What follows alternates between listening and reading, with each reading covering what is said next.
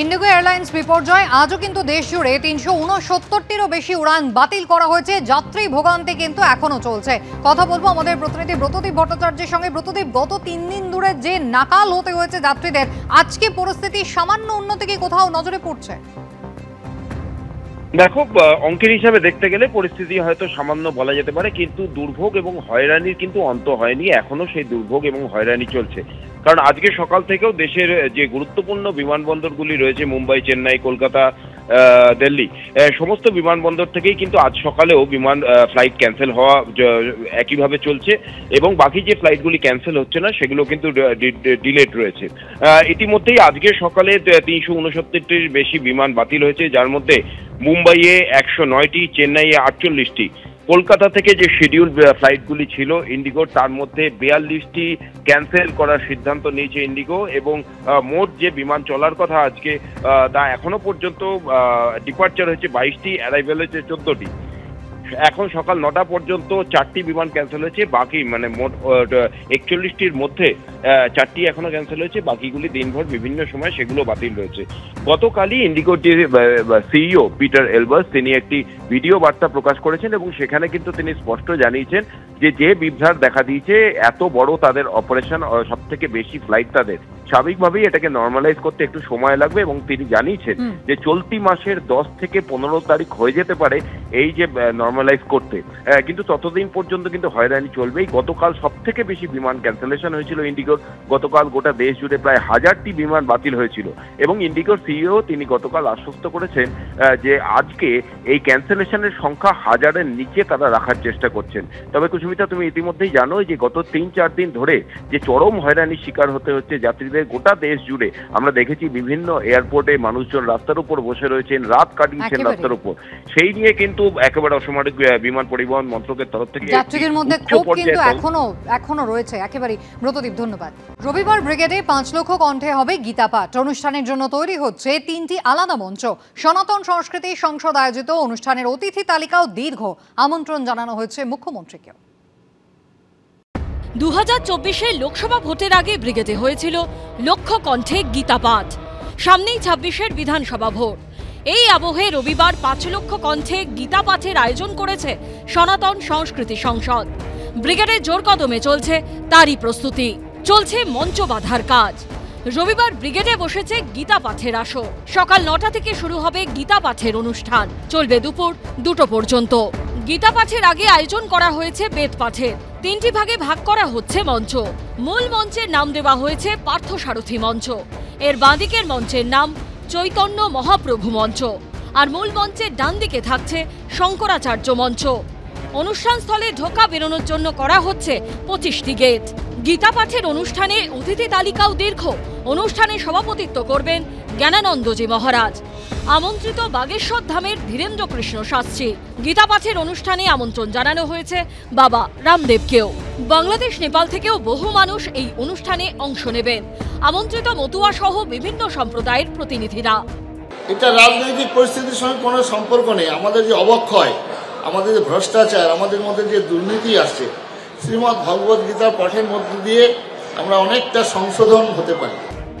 গীতা পাঠের অনুষ্ঠানে যোগ দেবার কথা রয়েছে রাজ্যপাল সিভি আনন্দ বোসে। আমন্ত্রণ জানানো হয়েছে মুখ্যমন্ত্রী মমতা বন্দ্যোপাধ্যায়কেও। মুখ্যমন্ত্রীর আসবেন কি আসবেন না, আসারও বার্তা দেননি, না আসারও বার্তা দেননি, কিন্তু আমাদের তরফ থেকে তাকে অফিসিয়ালি যেভাবে নিমন্ত্রণ করতে হয় মেল করা, আমরা সেটা করেছি। মমতা বন্দ্যোপাধ্যায়ের তৃণমূল কংগ্রেস এটা যদি মহাভারত ধরেন, তাহলে আমরা হচ্ছি পাণ্ডব পক্ষ। কিন্তু গীতা তো আমাদের একটা পরম শ্রদ্ধা সম্মানের জায়গা। তাকে রাজনৈতিক হাতিয়ার যদি করতে চান, বিশ্বরূপ দর্শন কাকে বলে 2026-এ দেখতে পাবেন। সনাতন জাগবে, আর সেই সনাতন জাগার মধ্য দিয়েই এই পশ্চিমবঙ্গকে আবার বাংলায় আমরা রূপান্তরিত করব। বাংলাদেশ হতে পশ্চিম বাংলাকে দেব না, এবং পশ্চিম বাংলা সোনার বাংলা হবে। রবিবার গীতা পাঠের অনুষ্ঠানে প্রবেশের সময় সবার হাতে হাতে দেওয়া হবে গীতা। অংশগ্রহণকারীদের হাতে তুলে দেওয়া হবে শুকনো প্রসাদও।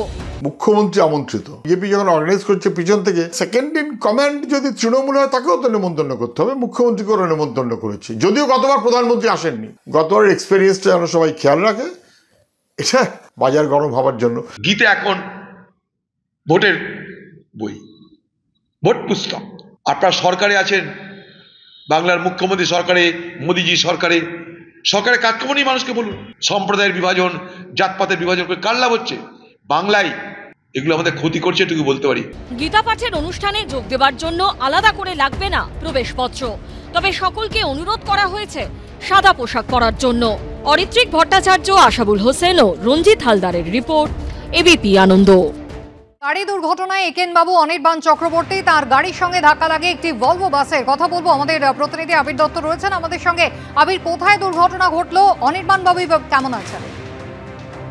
দেখো, যেটা জানা যাচ্ছে যে আজকে সকালবেলা এই ঘটনা ঘটেছে। তিনি তার গাড়িতে ছিলেন এবং সেই গাড়ি চারু মার্কেটের দিক থেকে রাসবিহারীর দিকে যাচ্ছিল। ঠিক সেই সময়, যেটা স্থানীয় সূত্রে জানা যাচ্ছে, পিছন থেকে একটি ভলভো বাস সেটা সম্ভবত তার গাড়িকে ধাক্কা মারে এবং তারপরে তার গাড়ির পেছনের কাচ ভেঙে যায় এবং গাড়িতেই তখন ছিলেন একেনবাবু বা অনির্বাণ চক্রবর্তী। এবং তাকে ইতিমধ্যে যেটা জানা যাচ্ছে যে তার গাড়িটি ইতিমধ্যে উদ্ধার করা হয়েছে এবং তিনি নিজেও গিয়েছেন চারু মার্কেট থানাতে।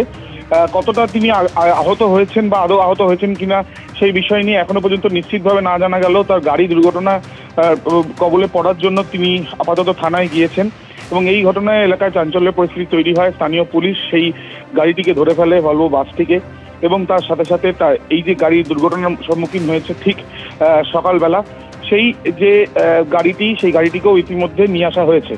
তবে এই ঘটনা যখন ঘটে, যেটা প্রাথমিকভাবে জানা যাচ্ছে যে দুটি গাড়ি, অর্থাৎ একেনবাবুর যে গাড়ি ছিল, অনির্বাণবাবুর যে গাড়ি ছিল, সেই গাড়িটি যেদিকে যাচ্ছিল ঠিক সেই দিকেই যাচ্ছিল সেই ভলভো বাসটি।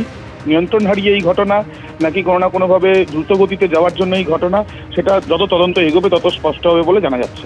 ধন্যবাদ।